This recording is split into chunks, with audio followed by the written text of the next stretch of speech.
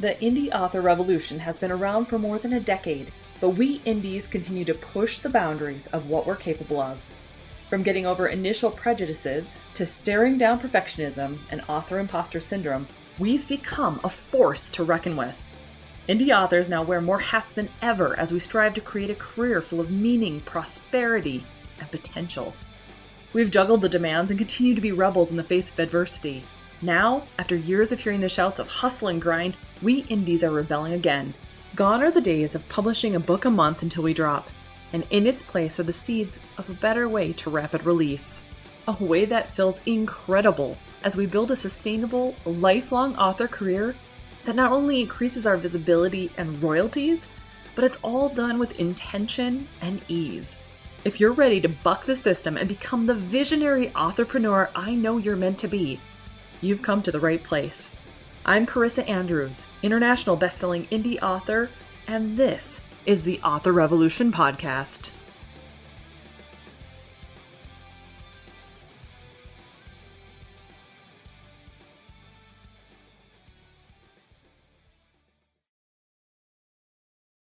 Well, hey there guys, welcome back to the Author Revolution podcast.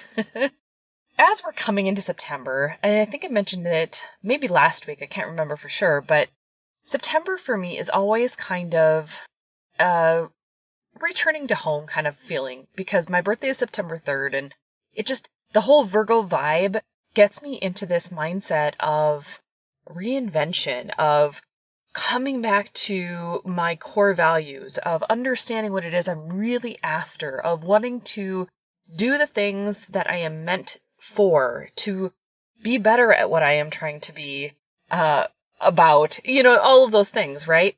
I'm trying to, I guess, look at the way my author career is, look at the way Author Revolution is, and decide for myself, is this working the way I intended? And if it's not, I give myself permission, I guess, to let things go, to get rid of the things that are no longer serving me so that I can make more space for the things that light me up, for the things that make me feel good about my author career, about Author Revolution, about myself in general.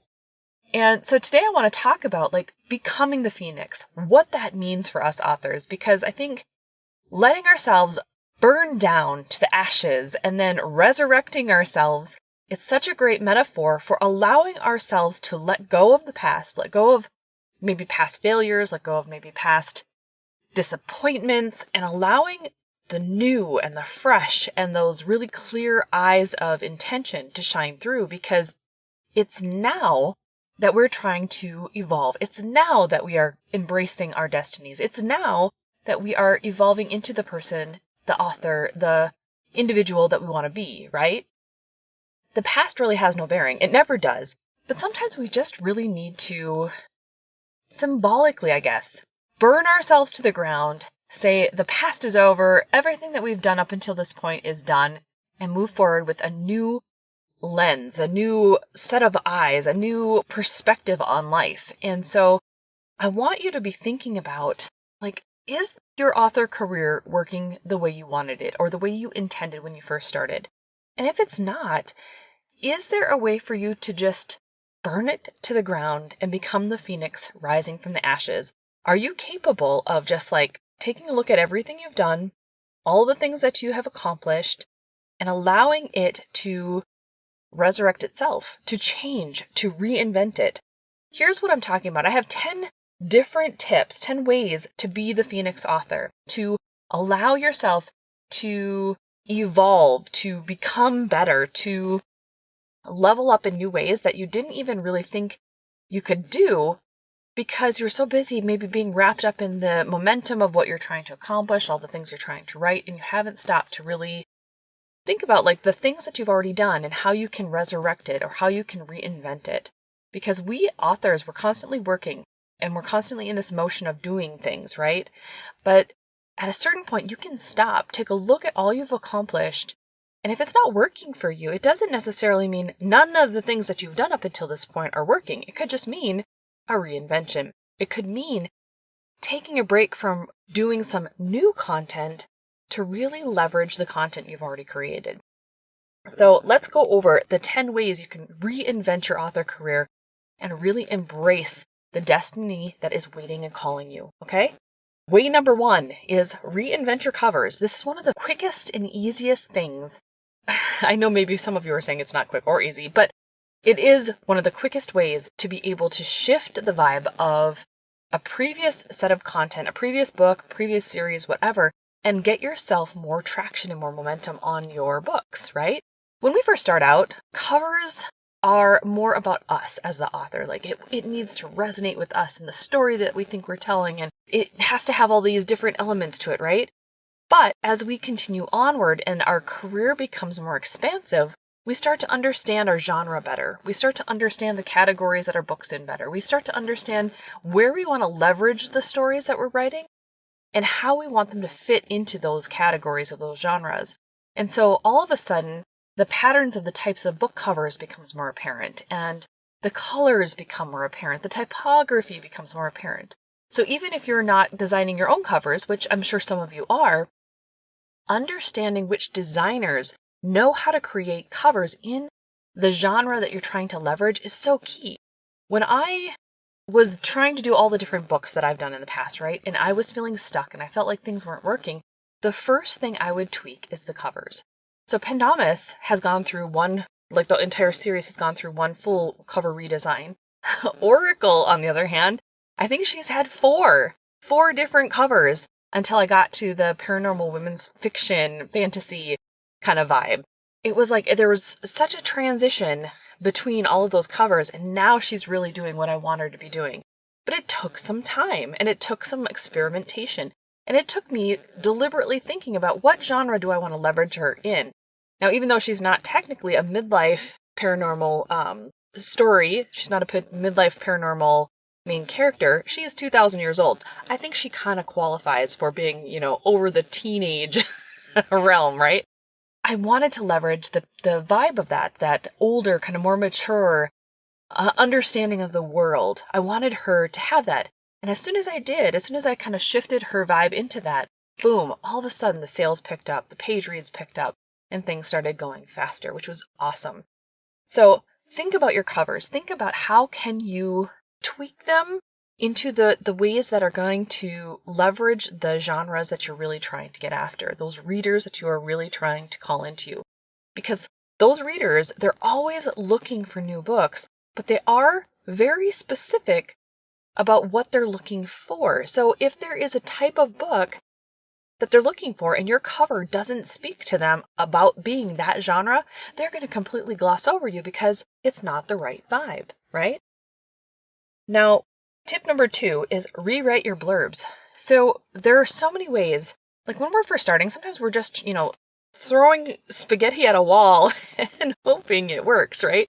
We're not copywriters, we are authors. And so it's a completely different muscle flex than when you are writing your novel. And sometimes, again, we're trying to shove all the things into the book blurb, and we're not understanding what sells books. We're not understanding good copy for selling, copywriting for selling. But as we get better, as we get more mature with our author career, we start to understand what works better, what looks better as a sales copy. We start to get these things kind of more under our belt when it comes to our toolbox, right? We start to get them. They make more sense. And so if it's been a hot minute since you did your book blurbs, maybe think about rewriting some of them. Maybe test out some different types of copy. Maybe look at different ways of telling the hook for your stories. Maybe think about how can you use a different character's journey in the book to really amp up the suspense and what's going to happen to the story. There's different ways. There's a myriad different ways to be able to do your book blurb. And so it's very important that you kind of play around with it at times if you're not seeing the sales that you wanted, right? The book blurbs I've found are so instrumental in helping readers, number 1, know if it's the right genre, right? To know if the story sounds intriguing enough. But it also helps you as an author. If you write them before you start writing your story, it helps you to amp up some of the suspense. It helps you amp up some of the tension that you need to bring into the book before you even write it. Because if you write your book blurb and, it's saying something like, oh, this like crazy thing is going to happen, and if they don't do it, everyone's going to die. Now all of a sudden you have to write that into the book, right? It becomes something that has to happen. And so sometimes, even before you do your outline, if you write your book blurbs, you can get a little bit more suspensey, a little bit more crazy with your stories, more outlandish, and all of a sudden things get better. And so maybe think about, if this is something that you've never done before, start writing your book blurbs before you start your outline process so that you can really get into the drama and the suspense and the hooks that you're going to want to play out in your stories. All right. So tip number 3, if you're not getting the sales that you're looking for and you need to reinvent what's happening, I want you to think about picking new keywords in Amazon. Now, it goes really hand in hand with the book blurbs as well, because as you write new book blurbs, you're going to be using different words, right? You're going to be using different elements in the way that you're telling the story to the reader in a sales type of way. But when you add keywords into the back end of like Amazon or whatever, all of a sudden the Amazon algorithms have to re-index everything that you've put in there. And so it can give you kind of a Amazon boost. And I think it probably works with Draft to Digital and other sites as well. But ultimately, the goal really here is to get your books more visible. It's to trigger some organic sales, to trigger the platforms to show your books more frequently. And it's a great way to do that. And all it took was researching a few more keywords and putting them into the back end of Amazon, right?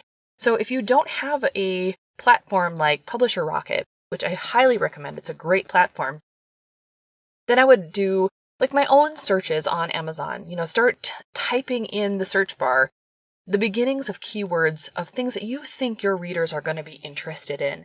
So like for mine, for example, if I am looking for a psychic mystery, I would probably start writing psychic mystery in the beginning of the search and just see what other things pop up, because it's not going to be the only thing. It could be other book titles. It could be other series names. It could be an author title or an author name. You don't know what it's going to bring in until you start kind of playing around with the types of searches you think your readers are going to be hunting for. And all of a sudden, the drop down, you'll have a whole bunch of different things that you can kind of put in there and play with.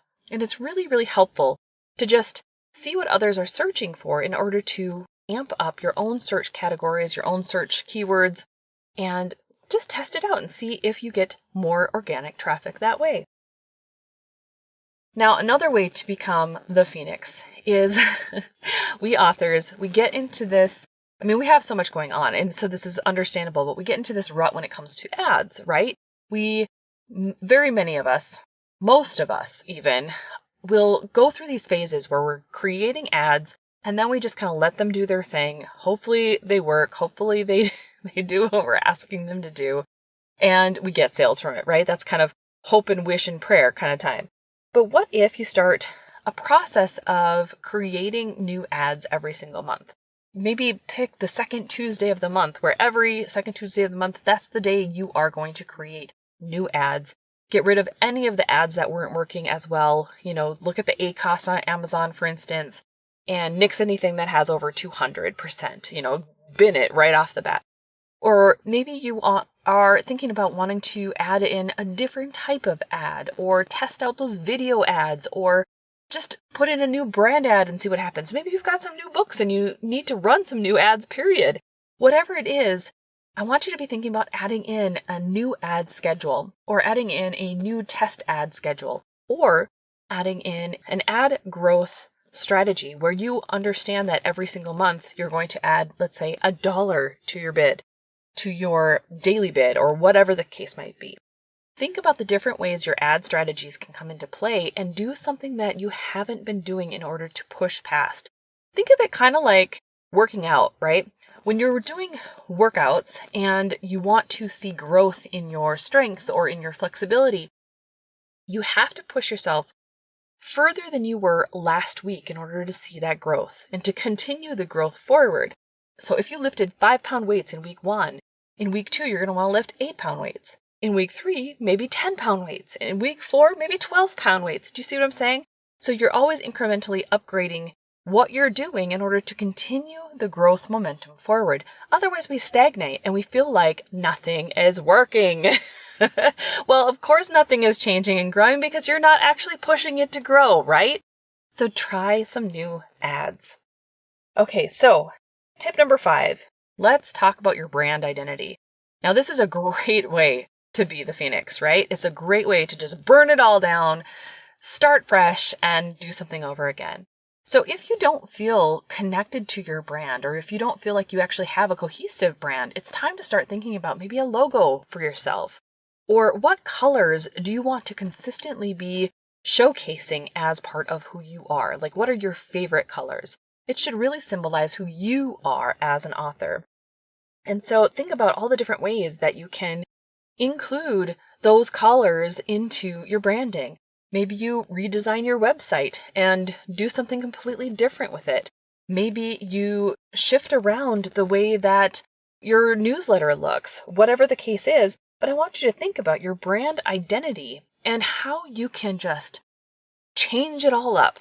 Now, when I first started out, my colors was, I always had purples because purples was just my thing, but also I'm a fantasy author, so purples went really well, right? So I had purples and blues and a little bit of pinks going on, and then white. White was my main thing. Like, I had this white background because Pendamis was all about the snow, and so all of those colors with white really kind of worked for me. But then as I transitioned into more of the Windhaven stuff and the darker fantasy side, all of a sudden I started pulling more blacks in, some more grays in. The white kind of nixed out a little bit. And so then all of a sudden it's got kind of like this mystery darker vibe with the purples. However, I'm kind of feeling the inklings of wanting to shift it around again. I haven't done it yet because I've got enough things going on. But at the same time, I'm feeling like this urge to, I don't know, reinvent the way that my brand looks. Maybe evolve it just a little bit further and see what happens. But it probably won't happen this year, maybe next year, and we'll see how it goes. But that's a really great way of making a huge splash into the market space, into the reader space, and really drawing people's eyes. Like, if your brand doesn't have a cohesive look to it, and all of a sudden it does, eyes are going to turn, heads are going to turn. They're going to be looking at what you're doing and why you're doing it. And it's such a great way to be able to, build up buzz for who you are as an author, because now you're excited about your brand. You're excited about how things are looking and how things are evolving. And it's something else other than your books to be talking about, right? So it's a great way to be able to be the phoenix, to just burn everything down that you were in the past. And here's who I am now. It's great. Okay, so let's talk about emails. Tip number 6 is your automation sequences. It's probably been a hot minute since you've added automations to your email list, right? And I know some of you out there are probably going, automation sequence? Like, that's a thing? What is that? So in the background of MailerLite or MailChimp or whatever, Flowdesk, whatever email service provider you're using, you really should have automation sequences for onboarding new readers. So whether they are getting your freebie, from BookFunnel or from Story Origin, or whether you are just pulling them in from the back end of your books, or however you're pulling them into your email list, you should be giving them an onboarding sequence for sure, just to say, hey, welcome to our email list. Welcome to this crazy thing. And if you've rebranded your author site, make sure you pull that new rebrand through it. But be talking to them about what they're going to experience. Let them know about the books you've already written. Let them know about the books that you have coming down the way. Take a look at those automation sequences and see if there's anything that has a broken link or needs to be updated. Have you redesigned your covers and now all of your automation sequences need to be updated? Believe me, that's happened to me, and it's probably happening right now because it has been a hot minute since I have gone in and updated my automation sequences. So pretty sure that one's on my list as well. But I haven't added an automation sequence for anyone who's coming in through the accidental alpha side. So maybe that's something I should add in. Or Diana's series has grown since I did my automation sequences. What do I want her to be saying now? Look, what kind of vibe do I want her to be doing? Like, do I want her to be like, hey, bitches, I don't know. She's got like this snarky attitude. So do I want to do something that just kind of really plays to her attitude? We'll see.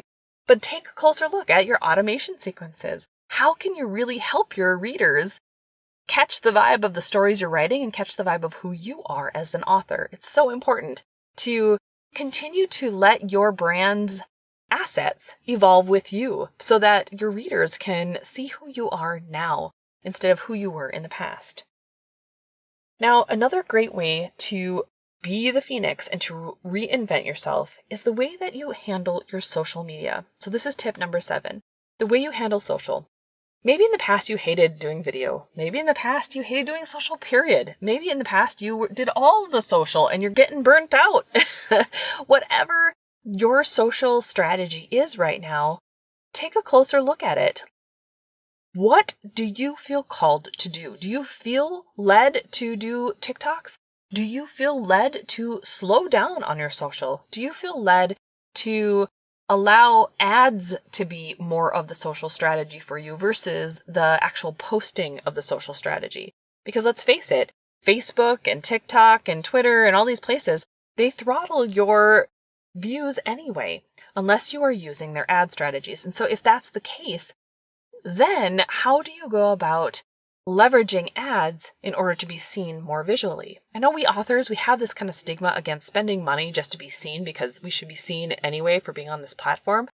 But unfortunately, that's not a world that exists anymore. And so if we're here to see growth, if we're here to see some big new changes, we have to invest in ourselves and in our business because let's face it, being an author is a business. Having your books out there, selling your books, being the author is a business. And so you have to treat it as such. If you want to see growth, you have to work towards growth. You have to have a growth mindset. And we talked about this in a podcast episode not super long ago. Okay, so tip number 8.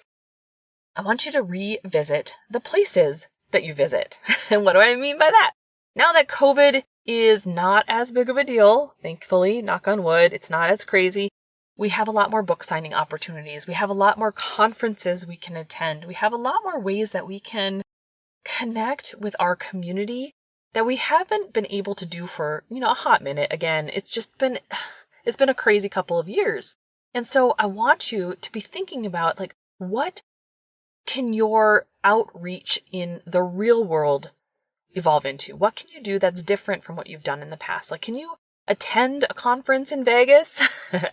Hint, hint. I'm going to be there this year. Join me. Come on, guys.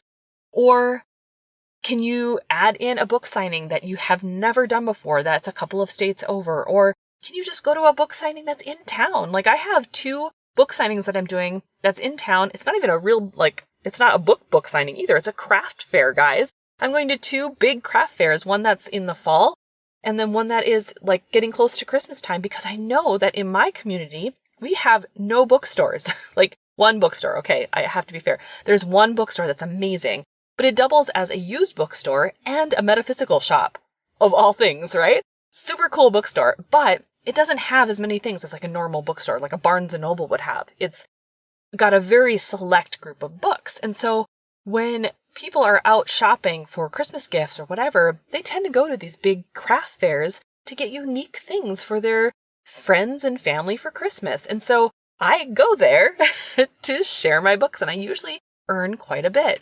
But what's great about it is that it builds visibility in your own community, or it builds visibility if you go to some of these bigger book signings in your space, in the indie author space, in the just getting out and being seen space. So think about your strategy. Have you never done book signings before? Have you never really gone out and gone to book conferences before? Maybe now's the time to become that person. Okay, so then tip number 9, maybe it's time to think about the types of books you write and whether or not you want to shift gears. So for me, it's funny because I have always in the past written what I wanted to write. I didn't care about writing to market. I didn't care about trying to chase trends. I didn't care about trying to be, in the big places, right? Because that just wasn't my vibe. I've always been kind of a rebel that way, so I would steer clear of it. I think Windhaven was my attempt originally at trying to write to market. I was going to write a reverse harem academy, young adult series. That was the original idea behind the whole thing, with the exception of the fact that Secret Legacy was based off of a dream when I was 14. But we won't go there. Anyway, it was this whole idea that I was going to try out just to be like, you know what? I hate reverse harem, but at the same time, I know it's hot. I just don't want to write the sex scenes, so let's do it in YA, right? Well, it didn't work out for me because I don't overly like that genre. I mean, for myself anyway. And so I struggled writing it. And because I struggled writing it, it came across like my main character was a floozy, and it didn't work out. So I ended up rewriting it. It still was in an academy. It still ended up having a lot of the darker themes. In fact, it took a better direction in my mind. But it wasn't until technically, I guess, Accidental Alpha that I wrote to market. And I still had to be the rebel in it, where it was like, okay, I'm going to write a werewolf series because that's the writing to market part, but I'm doing it deliberately and intentionally to the midlife crowd. And so I merged those two things, and it has been wildly successful since it published. I mean, beyond my wildest dreams too. It's just been crazy. So I kind of kick myself a little bit. So maybe think about the types of books you write. Like, is there something that you could write to market? Is there something where you could allow it to be easy for you? Because for me, it's like I always wanted to do something just a little bit on the edge. I wanted to do my own thing and have it be successful. But honestly, readers are used to liking a certain trope. They're liking a certain genre. They're liking a certain type of book. And we as authors do better if making a living from our books is important. We do better when we are catering to our readers versus just to our creativity. It is not to say that you can't be creative when writing to market. You absolutely can. But the thing that you have to remember is that this whole thing is all about the readers. It took me 10 years to realize this, but it's all about the readers. It's about what their expectations are, right? They want a certain thing, and it is our job and our duty to give it to them. But we can surprise and delight them with our own interesting twists. So give them what they want, but slip in the parts that they didn't know they needed. That's kind of my goal as of going forward. Now, another way that you can add in different types of books is by adding in a new pen name. So I've talked about this in the past as well, and it's still on my list of things to be doing, but I'm going to be starting a contemporary pen name. And the reason I want to do it is because I have this really great idea, and I know it fits into a specific type of trope for romance readers. And I'm like, you know what? I feel like doing this. I feel more called to write this thing. And so I have a series of books that I have planned out that I'm going to be writing, and it's going to be in the contemporary space. It's not magical in any way, shape, or form, but I feel called to do it, and I feel like it's going to be kind of fun. And so that's another way you can reinvent the types of books that you write and see what happens. Reinvent it. You don't know. Maybe you're going to end up loving the new pen name, and it's going to be even more successful than your original one. The goal here, it isn't really about like, it has to be this one and that's it. It's this or something better, right? We want this career to be good or something better. And if that means shifting because we take everything we've learned with the first pen name and really hone our craft for the second pen name and it does even better, hell yes, that's awesome. That means we've evolved. That means we've grown. And that means we are successfully integrating everything we've learned as authors, right? That's so critical and so important. Okay, so tip number 10, do something that you have never done before. So, what do I mean by that? Okay, there are so many different things. Like maybe you've never done those book signings, right? Maybe you've never come into that sort of space and gone to a conference. Add that into your list, right? Or maybe you have never done promo stacking yet. Maybe you need to like go to BookBub, or you need to go to Free Booksy or Bargain Booksy or Book Doggy or ENT and figure out how to promo stack properly, right? Maybe you need to add those ads in because you never run ads on your books. Maybe you've never written a market. Maybe you've never had really good covers. All of those things that we've already talked about could be your brand new thing that you've never done before. But if you're reinventing yourself, your job is to do something you have never done before. It's to look at the way that you're handling things and create a new path. Maybe you've never taken space for yourself before. Maybe you have been writing nonstop since you started. Maybe you have never picked up speed and you thought you could only write a single book in a year. Maybe you need to learn how to rapid release, or maybe you just need to learn how to create balance in your life. Whatever the thing is that you feel called to add into your career, do that. Start to look at it as this is your way of life. It's not just your career, it's your way of life. This is how it gets to work for you. And so as you create your ideal life, as you create your ideal author career, all of a sudden, everything starts to click into place. All of those things that were previously holding you back and not helping you move forward and making you feel stuck and making you feel like it wasn't working, it all clicks into place and you realize that you had all the pieces. It's just that they weren't connecting to the right spaces yet because you weren't ready. So it's so important just to play around with your career, to do things that you haven't done before, to test things out, and to just allow yourself to play in the energy of being a successful indie author. Ultimately, I really do believe that if we want to be successful, we have to feel successful. And sometimes in order to feel successful, we have to kind of rearrange the space. Do you remember when you were a kid? Maybe I'm the only one that was like this, but I don't think so. Like when you're in your room and you're like, you've grown a little bit and you've changed and you've evolved, and all of a sudden you need to like change your room up, like rearrange the furniture or put up new posters or like get rid of the Barbie dolls, whatever it was. It's like it was time. You were growing. You needed to shift. You needed to change. You needed to look and feel different. Well, this is the same thing. You're growing, you're changing, you're evolving. Allow your author career to do the same. It doesn't have to look the same as it did 5 years ago. It doesn't have to look the same that it did a year ago. You can shift and evolve and burn it all to the ground and resurrect it at any point in time because this is your career. You are the center of it.